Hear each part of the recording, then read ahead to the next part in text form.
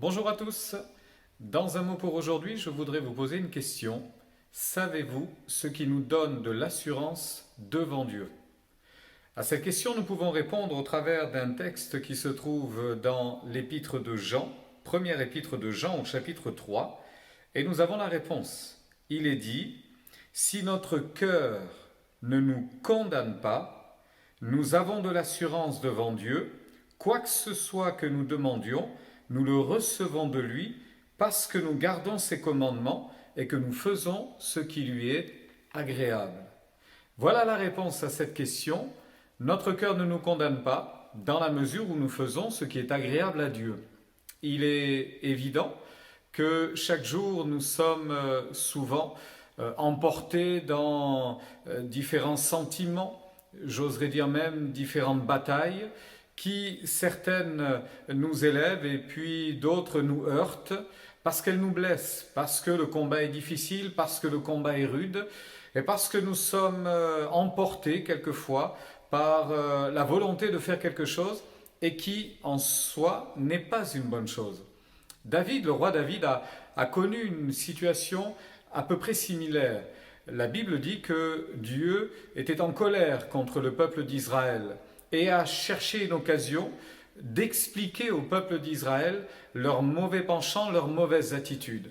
Et ceci s'est retrouvé dans un acte que David a souhaité faire et qui s'appelle le dénombrement. C'est-à-dire qu'il a appelé un de ses généraux, le général Joab, et il l'a envoyé pour qu'avec d'autres, il parcourt l'ensemble du royaume et qu'il fasse le point sur le nombre d'hommes en capacité, en force de partir à la bataille, c'est-à-dire de combien son armée disposait d'hommes capables d'aller à la guerre. Ceci ne me paraît absolument pas une mauvaise chose, bien évidemment. C'est bien de savoir sur quelle force on peut compter lorsqu'il s'agit de mener une bataille.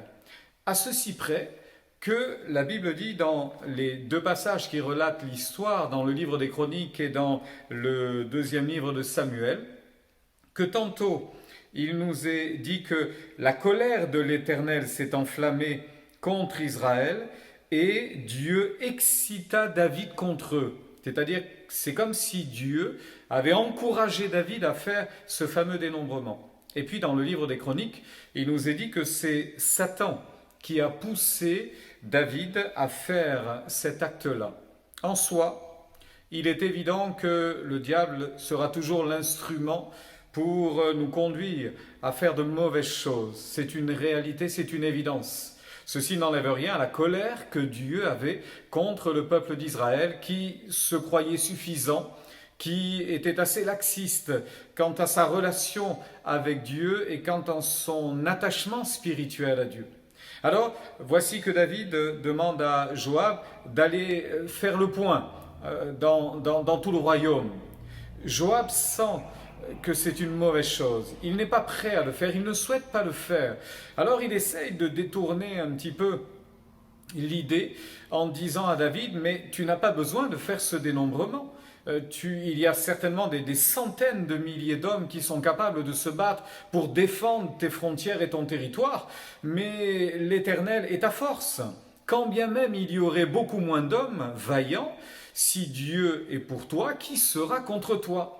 Ceci ne suffira pas à convaincre David qui va ordonner que la chose soit faite. Il faudra 9 mois pour faire le point et faire le compte, en somme, de toutes ces personnes qui pouvaient ainsi être utilisées par David. Et quand on revient faire le point auprès de David, il est évident que les chiffres sont encourageants. 800 000 hommes du côté d'Israël et 500 000 du côté de Juda. 1 300 000 personnes capables de partir à la guerre avec lui. C'est une armée impressionnante tout de même. Sauf que il sentit battre son cœur David après qu'il eut fait cela. Il sentit dans son cœur qu'il avait mal fait. Combien de fois cela nous est-il arrivé au moment de faire quelque chose qui n'était pas bien, qui n'était pas louable? Nous avons senti notre cœur battre. C'est comme si notre conscience nous interpellait, c'est comme si au-dedans de nous, quelque chose se passait pour dire non, il ne faut pas le faire. Et bien souvent, ceci nous a gardés et le Saint-Esprit a bien souvent utilisé cette manière de nous approcher pour nous alerter, pour dire non, non, c'est une mauvaise pente, c'est une mauvaise décision, c'est un mauvais choix. Il ne faut pas aller dans cette direction-là. David l'a fait et voici que son cœur le condamne. Mais Dieu est plus grand que son cœur. Et Dieu sera plus grand que cette mauvaise action. Alors Dieu va interpeller David en disant « Voici, tu as commis un acte malheureux, il ne fallait pas le faire. Alors je vais te proposer 3 fléaux, à toi de choisir lequel tu voudras supporter maintenant. » Et des 3 fléaux qui étaient 3 calamités épouvantables. On parle de famine sur plusieurs années, on parle d'une guerre avec ses ennemis qui devait durer des mois. Et puis on parle d'une espèce d'épidémie soudaine qui ne durerait que quelques jours. Et la réponse de David a été celle-ci: je ne veux pas, au grand jamais, tomber entre les mains des hommes. Je préfère encore tomber entre les mains de Dieu. Tomber, entendez par là, que ce soit Dieu qui me juge et non pas les hommes, que ce soit Dieu qui soit l'arbitre de mon mauvais choix, et que ce soit Dieu qui me réprime de mes mauvaises actions, de ma mauvaise volonté, mais pas les hommes, pas les hommes. J'ai trop peur des hommes, mais en Dieu, je sais que je trouverai quand même compassion et miséricorde. Oh, dira-t-il, tombons entre les mains de l'Éternel, car ses compassions sont immenses, mais que je ne tombe pas entre les mains des hommes.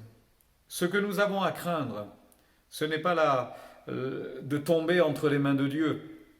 Quand il nous arrive, malheureusement, de déraper, de passer à côté du plan parfait, quand il nous arrive de ne pas être exactement comme nous le souhaitions, et bien évidemment comme Dieu le désirait, eh bien c'est entre les mains de Dieu que nous souhaitons tomber. C'est entre les mains de Dieu que nous souhaitons revenir encore, parce qu'il est rempli de compassion. Si notre cœur ne nous condamne pas, nous avons de l'assurance devant Dieu.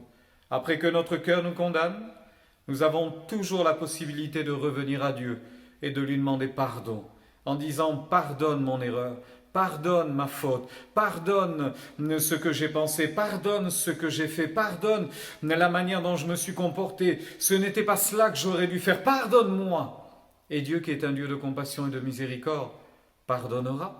La suite de ce texte, dit Jean, est extraordinaire, parce que si notre cœur ne nous condamne pas, alors nous avons de l'assurance devant Dieu. Quoi que ce soit que nous demandions, nous l'obtenons de sa part, parce que nous obéissons à ses commandements. Alors, bien-aimés, la pensée pour chacun d'entre nous aujourd'hui se résumera à cela. Il nous arrive de passer à côté. Il nous arrive d'avoir des idées un petit peu étonnantes, pour ne pas dire surprenantes, des idées qui n'ont pas véritablement un sens particulier. Ce n'est pas en tous les cas du bon sens. Et il nous arriverait de vouloir faire certaines choses que nous pourrions regretter par la suite. Le Saint-Esprit ne manquera pas de nous interpeller en disant « il ne faut pas le faire » par la bouche d'un certain Joab pour David, c'est son général qui l'avertit, ou d'une autre manière, Dieu pourra nous alerter, nous avertir en disant « non, non, ne le fais pas, ne le fais pas ». S'il nous arrivait de tomber dans la vanité, l'orgueil, de savoir à quelle force nous pouvons, sur quelle force nous pouvons compter, mais à quel point nous pouvons compter sur nos propres forces, alors Dieu nous reprendra, certainement parce que ceci c'est de l'orgueil. Dieu nous reprendra et Dieu nous dira que nous nous trompons. C'est de lui dont nous avons besoin. C'est de sa grâce dont nous avons besoin. C'est sa force qui sera toute suffisante pour nous.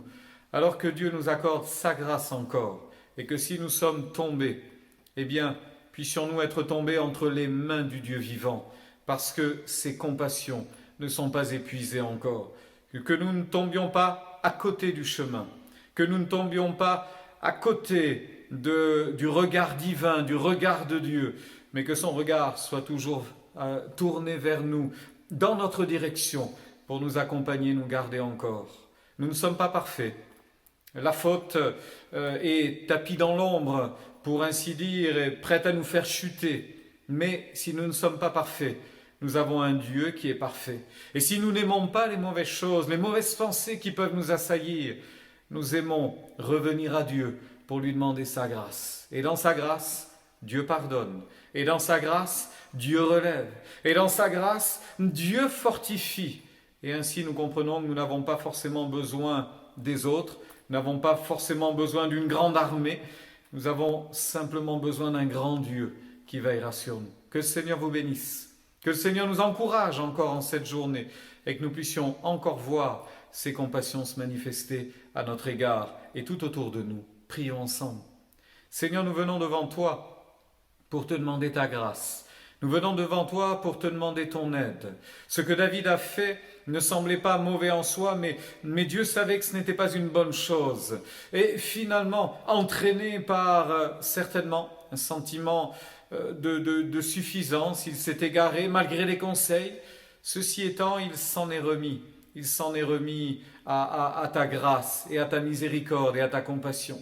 Et c'est ce que je réclame pour chacune de nos vies encore. Nous voulons nous en remettre à toi encore aujourd'hui. Nous en remettre à ta bonne grâce, à ta bienveillance, à ton amour qui est si grand, tellement parfait. Merci, merci de nous accompagner encore aujourd'hui. Merci de pardonner nos fautes et nos erreurs. Merci de balayer ces choses-là et de nous permettre d'être meilleurs encore aujourd'hui que nous l'étions hier. Et permets-nous demain d'être encore meilleurs qu'aujourd'hui. Seigneur, nous voulons progresser avec toi. Nous voulons faire encore des progrès par ta grâce. Nous voulons grandir dans la foi, dans la sainteté, dans la piété. Merci de nous aider à cela. Que ton nom soit béni, Seigneur. Amen.